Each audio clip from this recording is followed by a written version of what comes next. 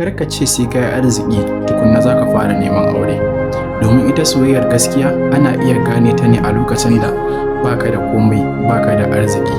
Don duk soyayyar da za a nuna maka bayan ka samu arziki ba don Allah ake son ka ba. Sannan ban ce ka yi aure baka da sana'ar da za ka riƙe kanka ba.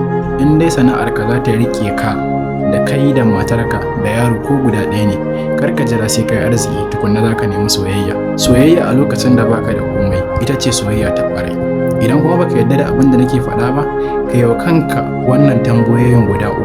Na farko shine idan aka waye gari ka rasa komai naka, shin wannan matar za ta kasance tare da kai? Na biyu shine ma'auratan da suka sha wahalar rayuwa tare da kuma ma'auratan da suka haɗu bayan mijin ya yi arziki, wanne ne a cikinsu suka fi rayuwa cikin farin ciki da jin daɗi?